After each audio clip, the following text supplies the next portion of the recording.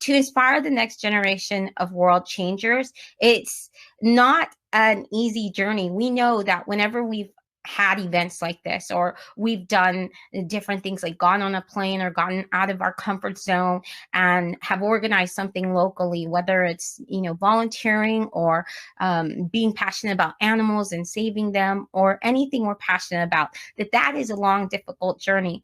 And so when I get to speak with my learners every day, or teachers, about this, and inspiring them to do something great and transform the world in a positive way, I like to show them this example from Thomas Edison, because he was one of the great problem solvers and inventors of of all time.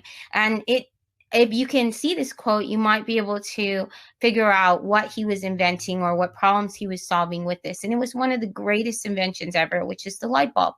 It took him 10,000 times. And so an important question I like to ask my learners, and even to present to you, is what would have happened if Thomas Edison would have just given up after the first time? I teach elementary right now. I teach over 200 students each week, problem-based learning, STEM, science, technology, engineering, and math. And I see that when it gets very tough, when they struggle, they come from different backgrounds. They're, different economically challenged and stuff. And I see them just break down, and there's a lot of tears in my classroom every week. And I let them know it's okay. It's going to be tough, but what if you give up? What if Edison would have given up that one time? What if he would have given up the 100th? What if after having so many obstacles and frustrations, he would have given up the 1,000th time? Then what would have happened? We wouldn't have had so much light all around the world. And so I asked them, okay, so what are you so passionate about? What is the problem that you want to solve, whether it be climate change, whether it be, reducing packaging, whether it be reducing air pollution? Right now, we're talking about endangered animals. What is it? World peace? What is it that drives you so much that you would go on this journey and that you would keep trying to attempt to solve more than 10,000 times and get up?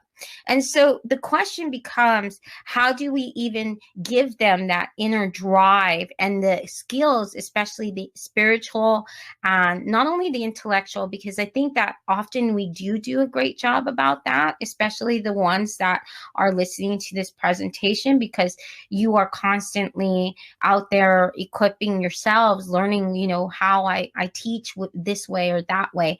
But how do we give them that inner drive and talk? Well, I think at least from this presentation, I want to inspire you, if you haven't already, and I know many of you have, at least one project, one global collaboration project. And if you've already done that, then perhaps two, push it to the next level. Because our students, and I love this tweet here because it really shows how many young souls are out there, and they're using social media and their technology access to truly transform the world. If I say the name Greta, many of you have heard of her. Thunberg, I believe is her last name, have done so much, and all this activism, and they are creating real change. But that needs to happen in the classroom. It needs to happen more within a setting where us as teachers can help facilitate, guide, pick them up each of those 10,000 times, introduce them to different ways. Oh, that didn't work here. Let's help you get to the next level. Let's help you find a way that we're going to make your light shine in the world. And so it's really important it comes to our classroom. And the global goals are one of the most wonderful types of resources that has come to really help you do that. There are 17 sustainable goals.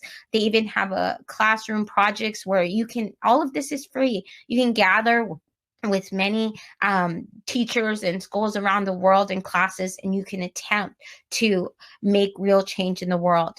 And then you can guide your students through that, and they go through that process. Another way we can do this is through science, technology, engineering, and math curriculum. This is very big in the US. I've been to over 20 countries. Sometimes you hear things like CLIL, and CLIL is sort of like the same thing. It's just cross-curricular, it's cross-content, letting students know, hey, you can change the world, but we need you to go through this process. And it's called the engineering design process. You might think of it as another process, but there are free resources, these awesome posters, flashcards, everything that you can find at sciencedemoguide.com. They're so friendly. I love the little cartoon characters. But it's really important that our students get to go through a process, that they understand that changing the world, yeah, it takes a great idea. It takes a lot of passion, but you got to do the work. You've got to go. You can't skip steps. And so many students I see these days, they have the technology and it's so right at hand. They can send a tweet, they can send an image, they can, retweet, and that takes seconds. So sometimes they don't want to go through the process because their minds have been taught in their habits that, hey, I can just let my voice speak for it on social media. I've made a change. But as all of you have seen here with this event, it's not just enough. It's, giving 10 minutes of your time, making a presentation, showing up, staying here 20 hours, 24 hours, how many you have, sharing what people have showed you, doing the little snapshots, the selfies, things like that. So that's really important as well.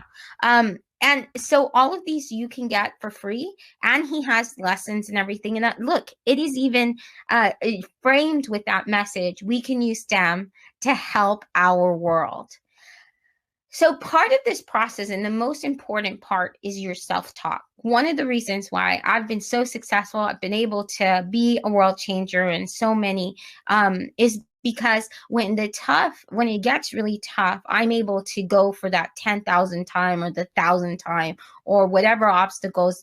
And my inner voice tells me, hey, Shelly, okay, it's okay to cry, to be frustrated, to get upset when the technology doesn't work. But even when you get through obstacles, when you get through this process, and you might run into policy, and they're going to do that. Politicians, you've seen with Greta is such a great example, because every day I see in the news some other politician, just saying these incredibly mean things to her. But she's able to, and she talks about that a lot, get her inner voice to say, it's okay. I have permission to take a risk. I have that permission to fail and learn. I have that permission to be less than perfect. I have that permission to cry, get angry, upset, but I got to pick myself back up again.